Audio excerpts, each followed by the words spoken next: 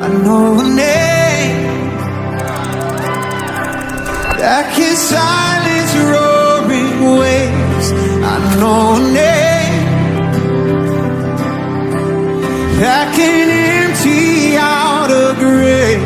I know a name. Berikan ku hati Siapa yang memberikan kaki? seperti hati Siapa yang memberikan tangan?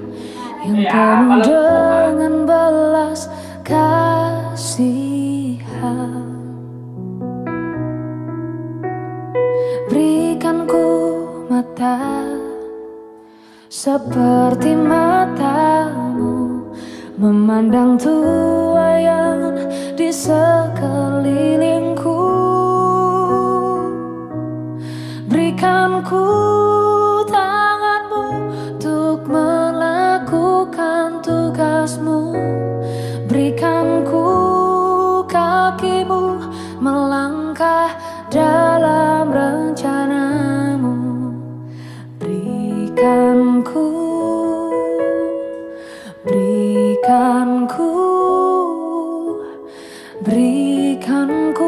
hatimu.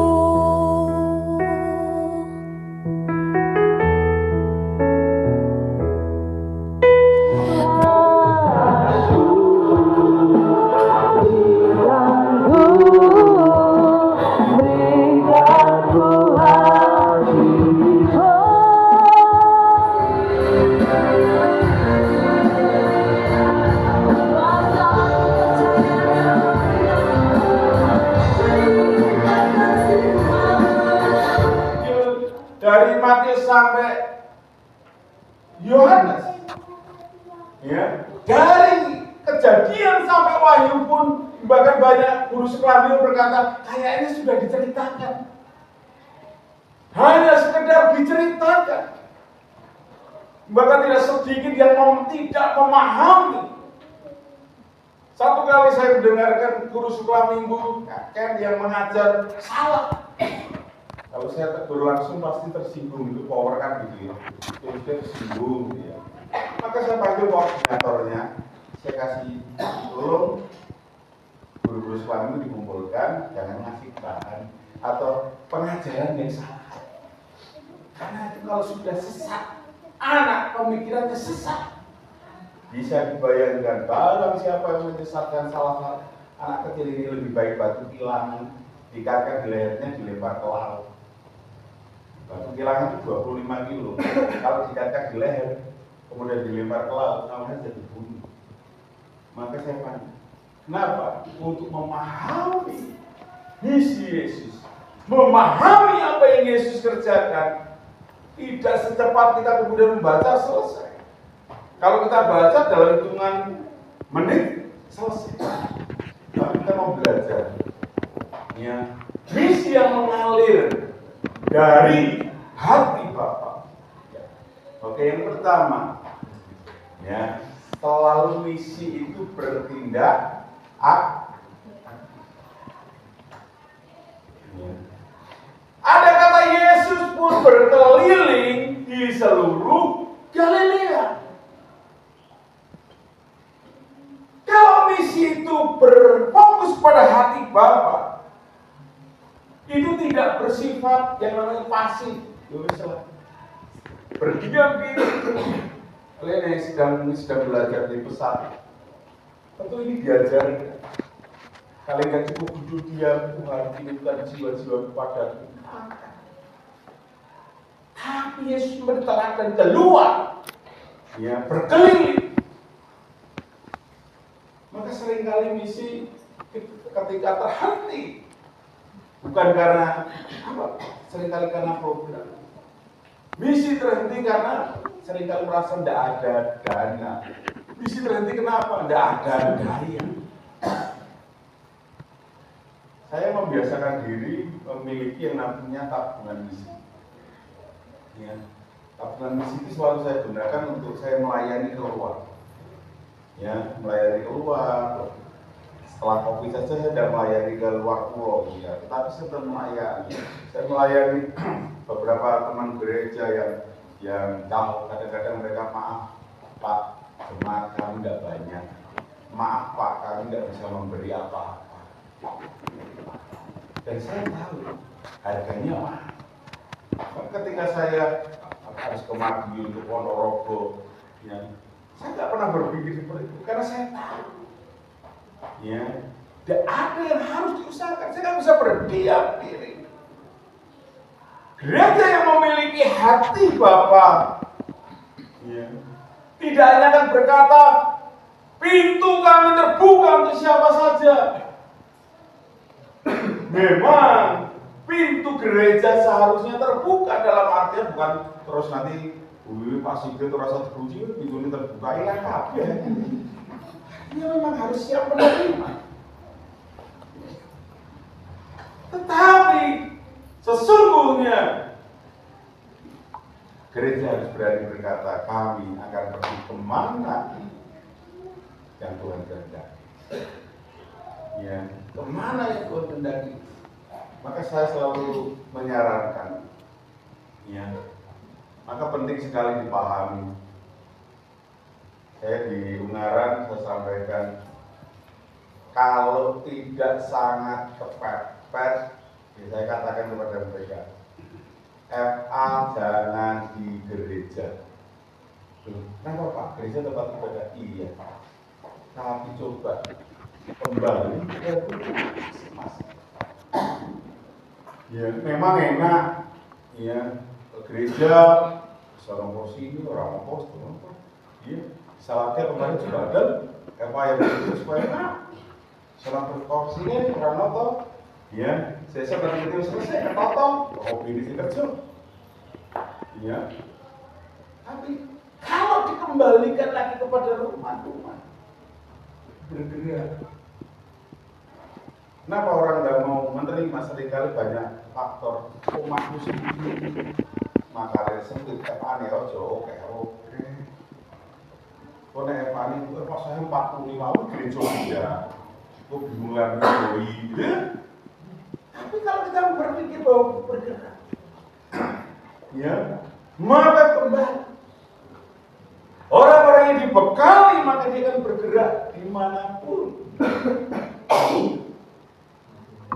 Ini berbicara tentang kehadiran. Kehadiran siapa?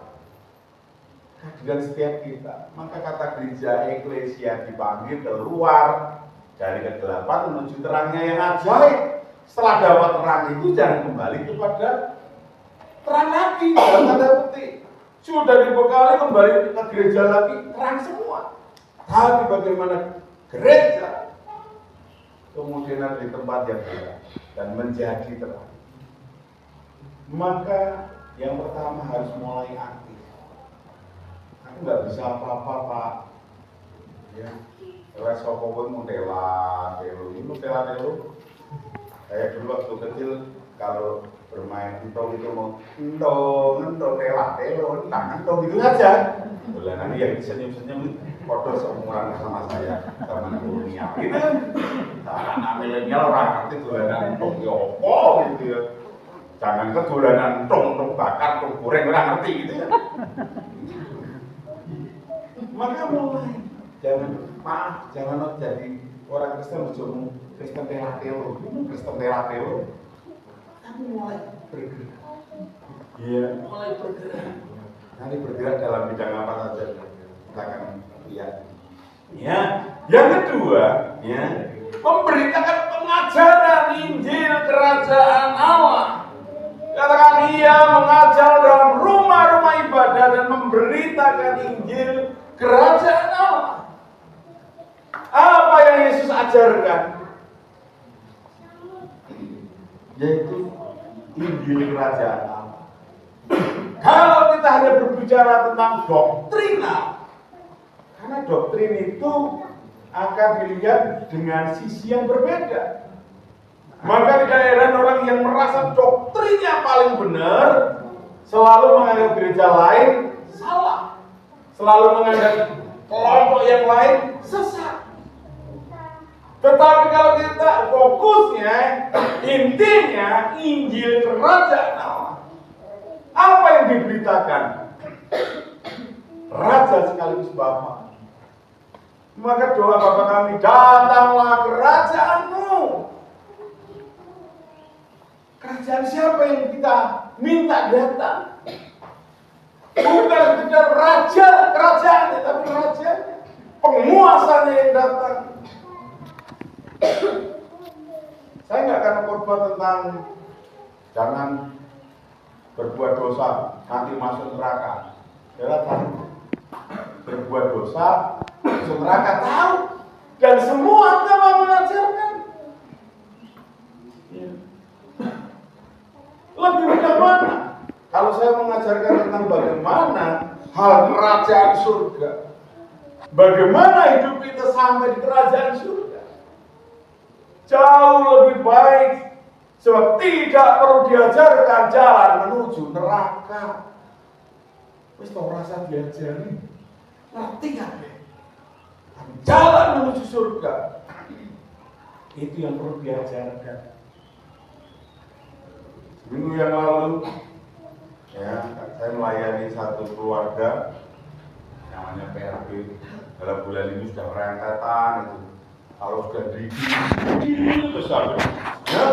Jadi kadang-kadang kayak kemarin itu orang lain, saya itu kadang-kadang ngomong kayak itu bosok. Bagi pelayanan PRB itu orang lain. Kenapa? Kan rasa, aku ya, mati ini berbuat bodoh, nek sampai sombong, nggak ada. Ya wes kapan aja.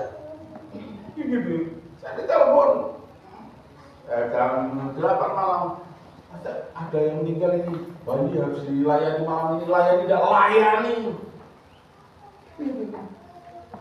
Dan kemarin orangnya WA keluarganya, dia WA-nya pas saya mau konseling, ya apa ini ya.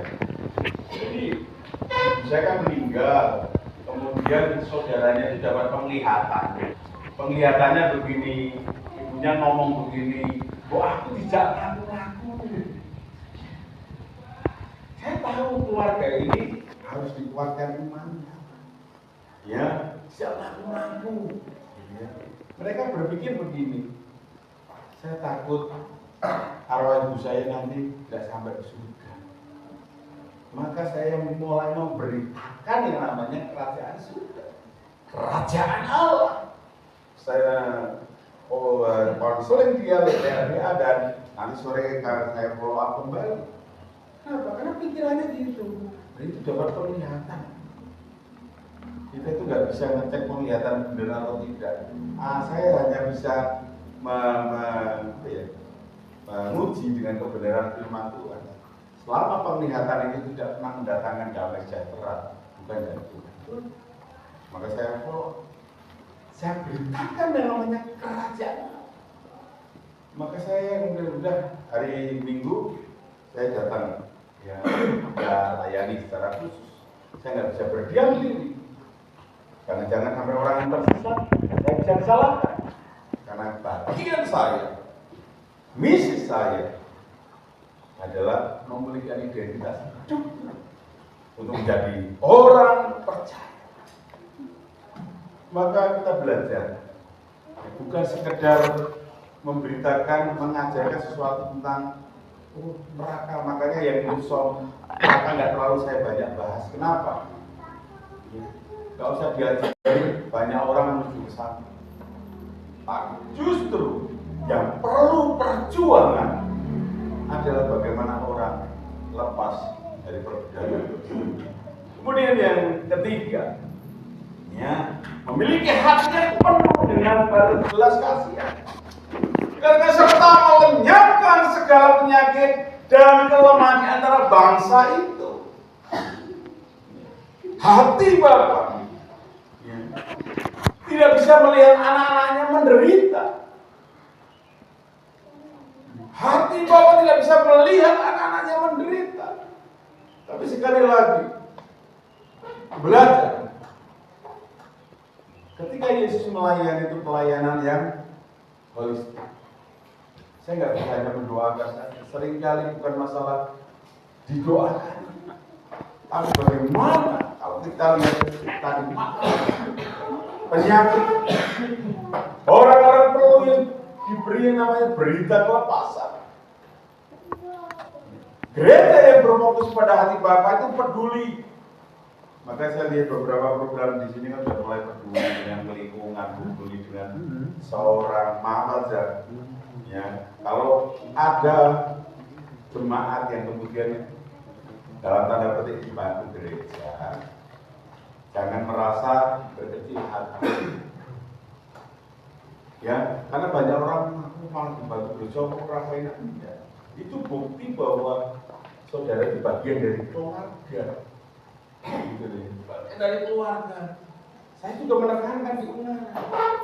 Ya, sing menerima, ya tanda kasih lah apalah. Jangan berkecil hati.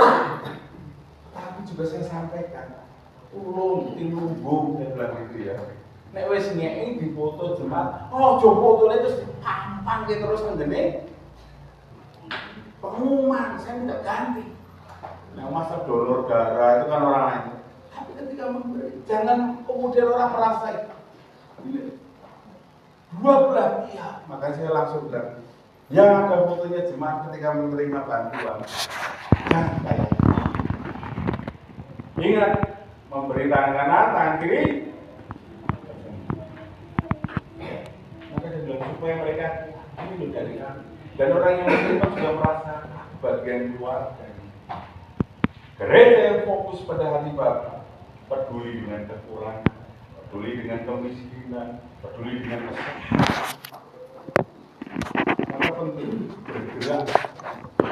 Itu yang Yesus lakukan. Kemudian jangan khawatir masih ada 8 lagi. Yang keempatnya garing sabar dulu ya. Yang keempat, hanya Yesus sumber beritanya, maka terseyalah berita tentang dia. Kalau dia Bapak gerejanya mana? Saya bertanya itu. Pertanyaannya, oh gembalanya Buli terkenal. Tapi kalau gembalanya siapa? Itu Bu Wiwi yang mana? Bingung kan jelasnya. Ya udahlah, daripada bingung-bingung ke gereja aja berkenalan dengan Bu Wiwi. Maka kata berita tentang dia sebenarnya, ya, nama Yesus yang harus lebih besar. Ya. Kan lagu sekolah minggu, dia harus makin bertambah, ku harus makin berkurang. Nama Yesus saja disembah, ku di tempat paling. Lah kan kabeh muri, nek kabeh muri sing roe khotbah aku malaikat. Malaikat ora sanggup khotbah gitu ya. Kan gitu ya. Alkitab ya Pak. Dulu di belakang, nanti tuan rumah turun maju baru maju. Kowe nek pesta gitu ya. Nah, pesta ya di sini tidak ada. Ya, makanya kadang-kadang dia nek kursi ngarep dilangi. Kok dilangi kowe burine kosong. Burine tas ora kursi lesehan gitu ya. Maka kalau kita melihat di sumber beritanya, sekali lagi Yesus memberitakan tentang Yesus yang pelayanan orang terkenal orang pokok. Ya, wile sapa to? Mbok mangkat. Wile sapa? Sapa yang mangkat? Kok manusia sapa sapa mangkat? Karena yang beritanya tentang Yesus. Aku nek sing bahkan ngantuk kamu bantal. Itu kamu bantal kasur ngene. Lah kene napa? Lah bapak nek ngantuk aku ketemu ae. Iya. Bapak khotbah suki kalau orangnya sing longgar sesak. Ya. Malah terlalu sesak bulat kok iki suwek-suwek boro-boro. Nah, gembok gitu. Jadi Yesus sumber beritanya. Gereja harus meninggikan nama Yesus dibandingkan sekedar nama organisasi, dibandingkan sekedar nama hamba Tuhan. Maka seringkali terjebak. Ya. Banyak orang fanatis organisasi, salah enggak? Banyak orang fanatis hamba Tuhan, salah enggak? Karena kalau saya bilang salah nanti saya dibilang orang salah. Cuma yang menurut saya katakan, cobalah fanatis dengan nama Yesus Kristus. Ya. Saya satu kali tanya, banyak orang seperti saya ditanya, Bapak organisasinya apa? Jangan tanya organisasinya, tanya Tuhan saya siapa. Kalau tanya Tuhanmu siapa? Yesus Kristus, podo. Ya. Yesus Kristus Tuhan. Maka kalau masih kurang percaya Yesus Kristus Tuhan, berarti bukan keluarga. Maka dan saksi Yehova keluarga bukan orang percaya Yesus Kristus Tuhan, dan dia tidak diakui sebagai agama oleh Kementerian Agama. Ya, dia mau masuk di ranah agama Kristen, tentu dirjen Kristen menolak. Karena dasarnya apa? Dasarnya Tuhannya beda. Dia bukan Yesus Kristus sebagai Tuhan. Juga bisa di Indonesia masuknya kepercayaan kepada Tuhan yang Maha Esa. Izinnya dari mana? Dari Kejaksaan Agung, bukan dari Kementerian Agama. Ya, karena satu teman itu punya murid satu, anaknya hebat. Nyanyi ora gelem, Indonesia Raya ora gelem, hormat bendera ora gelem, pokoknya ora gelem kabeh. Saya ngomong kepada teman saya, mau diserahkan kepada ini selesai. Nah, kita kan serahkan itu, orang gelem kok.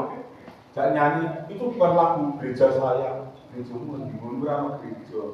Ya, nggak ada gereja, jangan di gereja, ya.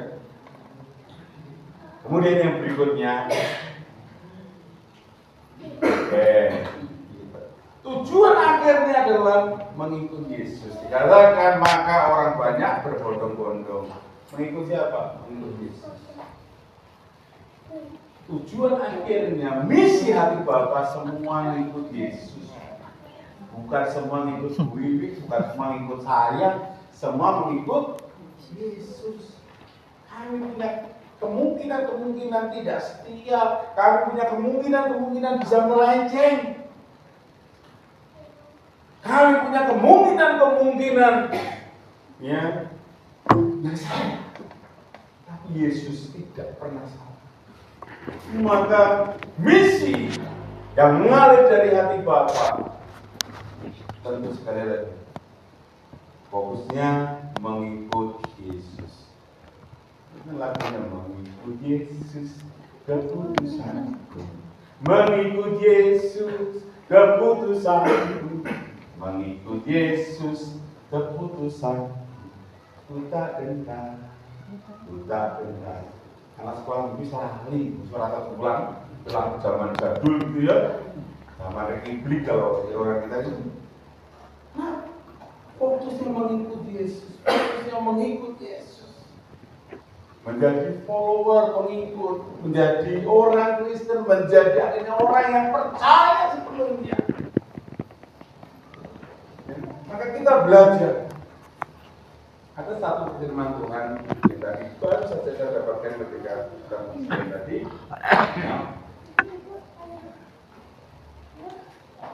Apa yang Yesus lakukan, kerjakan itu dengan hati. Ya, di Yohanes 4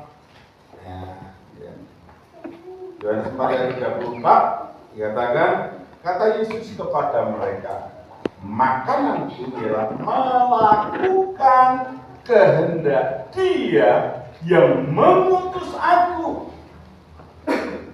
Ya, melakukan kehendak Dia yang mengutus aku dan menyelesaikan pekerjaannya. Itu hatinya Bapa yang ada dalam diri Yesus.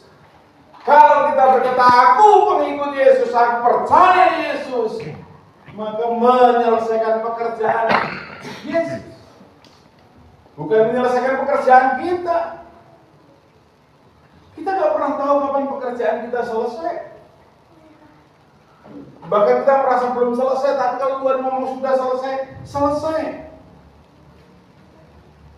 Maka kalau kita percaya menyelesaikan pekerjaan Yesus, pekerjaan Bapa, maka Bapa yang dipermuliakan. Ayat 17, Yohanes 4, aku telah mempermuliakan engkau di bumi dengan jalan menyelesaikan pekerjaan yang Engkau berikan kepadaku untuk melakukannya. Misi sesungguhnya berbicara tentang melakukan apa yang menjadi hati Bapa. Isi hati Bapa. Iya. Hati Bapa peduli berjalan. Ya. Tidak hanya yang paling terakhir. Ya. Buatnya saya menemukan menarik sekali. Misi bukan tentang membawa orang ke dalam gedung gereja, tetapi membawa hati Bapa ke tengah-tengah dunia yang sedang hancur. Gereja harus meninggikan nama Yesus dan memberikan pintu orang mengikuti Yesus. Ya. Sekali lagi, misi bukan segera membawa ayo ke gereja, tapi banyak orang gereja yang tidak pernah mau mengikuti Yesus. Ya. Banyak orang gereja tidak pernah mau mengikuti Yesus. Bahkan gereja lebih banyak meninggikan ya, nama hamba Tuhan daripada nama Yesus. Mari kita belajar apa yang menjadi hati Bapa dalam hidup kita. Pagi hari ini saya mengajak ya, kembali, yuk kita mulai aktif. Aku harus berbuat apa? Pasti nanti Tuhan berikan banyak hal untuk kita lakukan. Jangan berhenti dengan aku gak bisa apabila kita semua bisa. Amin. Amin. Saya dengerin musik pujian. Siapa yang memberikan kaki? Tuhan. Siapa yang memberikan tangan? Tuhan. Ya, kalau Tuhan.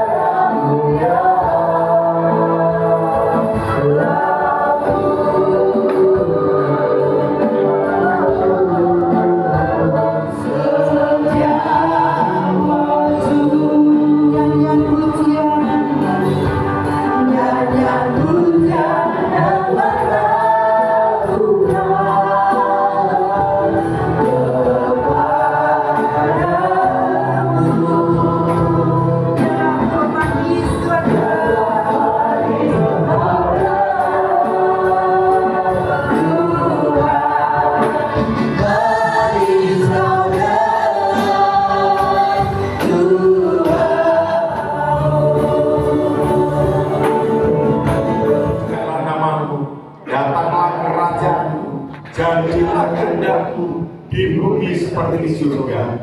Berikanlah kami pada hari ini makanan kami yang secukupnya, dan ampunilah kami akan kesalahan kami, seperti kami juga mengampuni orang yang bersalah mereka. Dan janganlah membawa kami ke dalam pencobaan, tetapi lepaskanlah kami daripada yang jahat, karena Engkau-lah yang punya kerajaan dan kuasa dan kemuliaan pribadi-Mu. Diberkatilah pernikahan-Mu, diberkatilah keluarga-Mu, diberkatilah usaha pekerjaan-Mu, diberkatilah studi anak cucu-Mu, diberkatilah orang tua-Mu, diberkatilah Engkau dengan kekuatan yang baru, diberkati Engkau dengan kesehatan yang baru, diberkati. Berikan ku hati seperti hati-Mu yang penuh dengan belas kasihan. Berikan ku mata seperti mata-Mu memandang tuayan di sekelilingku. Berikan ku tanganmu untuk melakukan tugasmu. Berikan ku